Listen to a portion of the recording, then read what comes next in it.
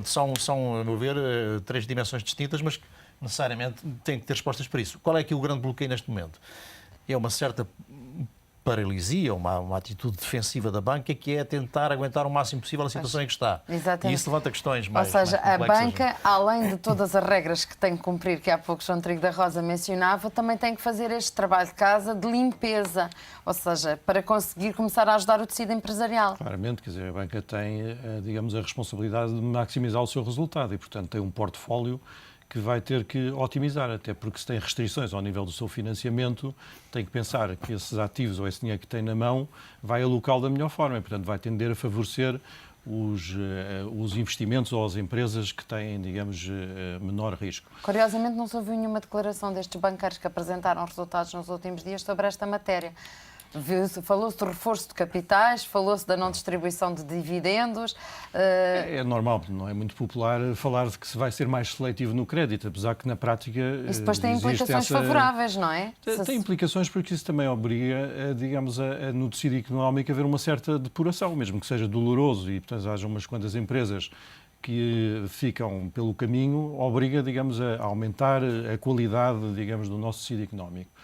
Mas deixe-me voltar a um tema que acho interessante que o Jorge Santiago referiu, e o Franklin também, que tem a ver com esta lógica da banca. Essencialmente, a banca empresta dinheiro e muitas vezes não tem esta lógica de parceria ou de proximidade em relação às empresas. E hoje começam a haver soluções que não passam só pelo empréstimo, mas pela entrada em capitais.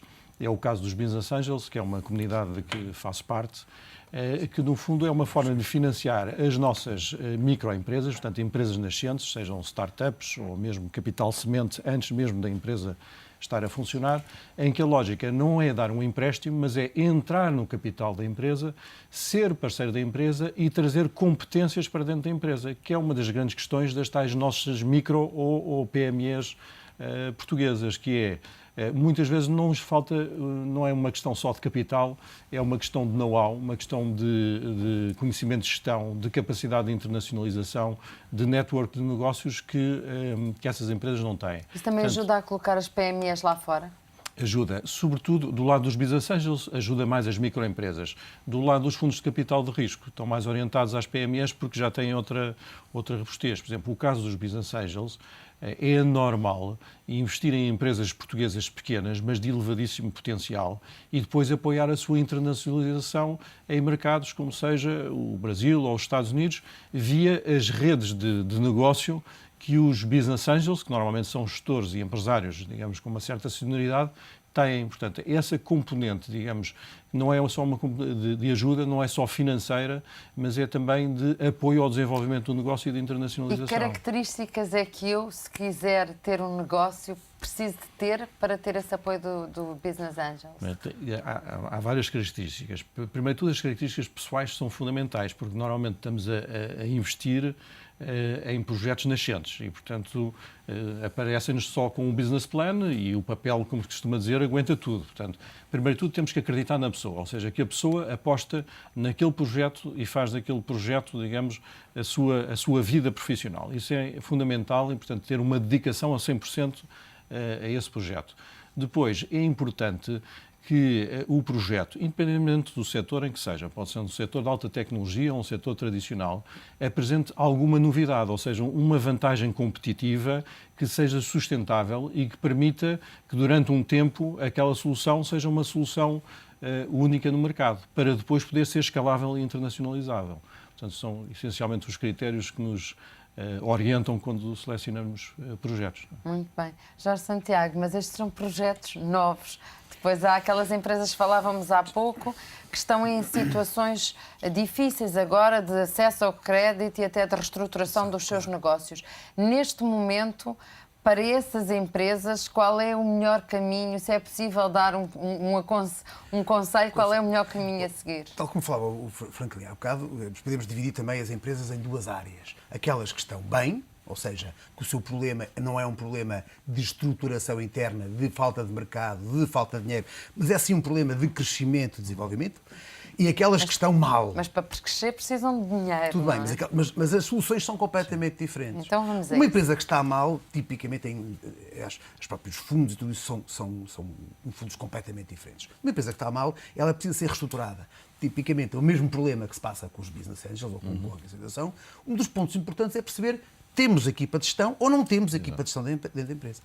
Uma das estratégias que tem sido seguida muito a este nível é o chamado buy and build, ou seja, que é uma das coisas que é importante fazer em Portugal. Nós temos uma pulverização muito grande de empresas e é necessário dar-lhes dimensão. Portanto, vários fundos, várias empresas, e de fundos estamos a falar não só de coisas internacionais, muitas vezes estamos a falar de family offices, ou seja, pessoas que têm algum dinheiro, não é preciso ter, como o Explorer, que juntou de 500 milhões de euros, ou a Magnum, que juntou 800 milhões, isto faz-se com um bocado menos. Na realidade é complicado de fazer com 10 milhões ou 7 milhões, mas com fundos da ordem dos 50 a 100 milhões faz-se coisas interessantes. Então pode-se fazer uma noção de compra de várias empresas, junção e funcionamento. Qual é o grande ponto aí? Essencialmente é a necessidade de criar estruturas de gestão que funcionem. E, portanto, e haver quem queira tomar essa decisão. Isto é uma coisa que eu já ouço falar em relação a Portugal desde a década de 90, para aí, lá fora, de ter várias conversas em Paris com gente ligada a esta área, que dizem que Portugal vai ter que entrar numa estratégia de buy and build. Bom, ainda não entramos. Provavelmente entraremos em breve. Mas há situações onde isso já foi feito.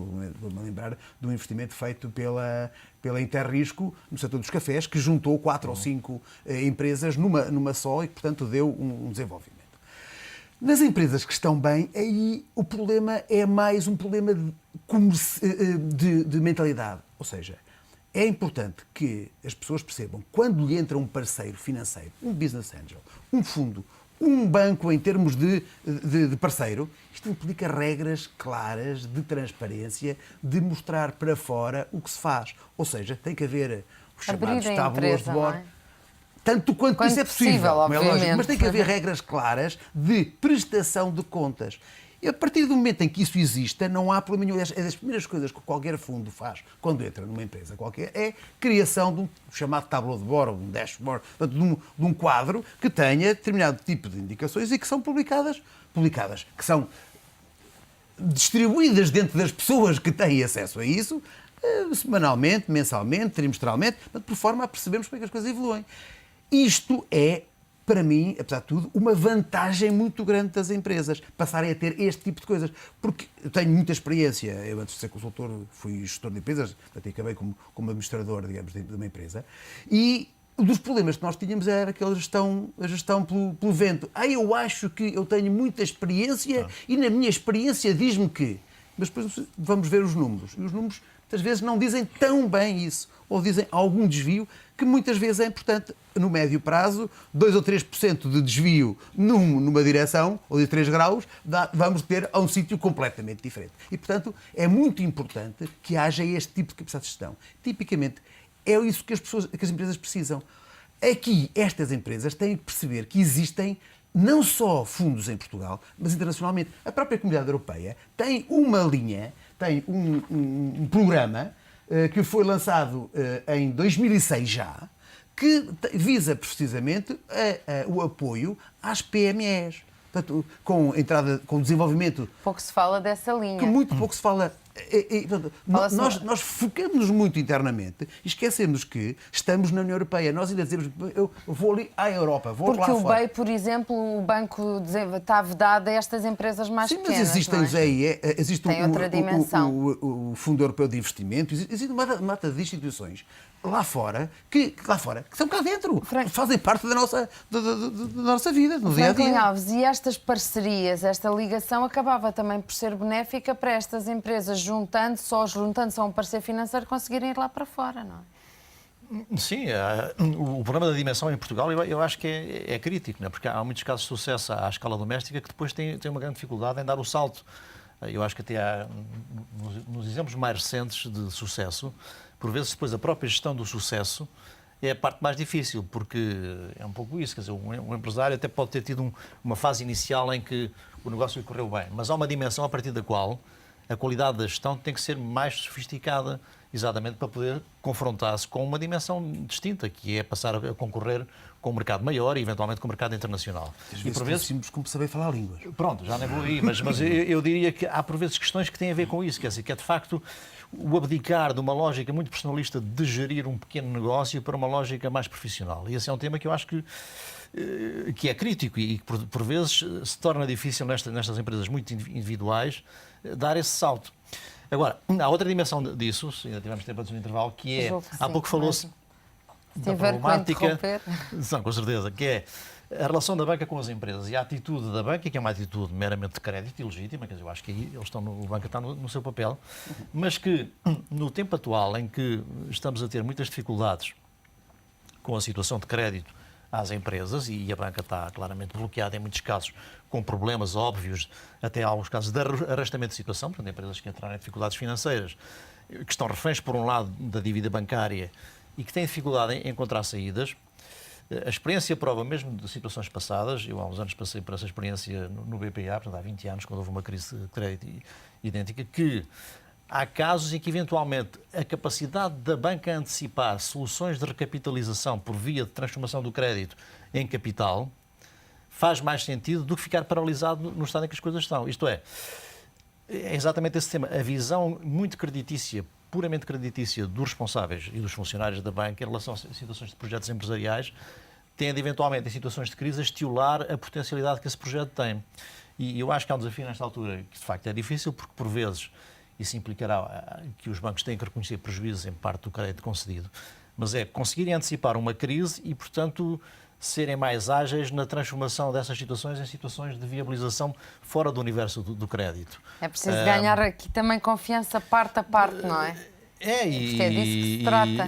Ganhar confiança e os bancos perceberem que é preferível um prejuízo hoje de 100 do que arrastar uma situação que contabilisticamente está camuflada durante algum tempo, mas que vai resultar num prejuízo do maior, dobro daqui a 2 ou 3 frente. anos. Agora, essa é uma equação que eu acho que é difícil, provavelmente implicará também um enquadramento mais institucional. Há casos de experiências internacionais nesta matéria.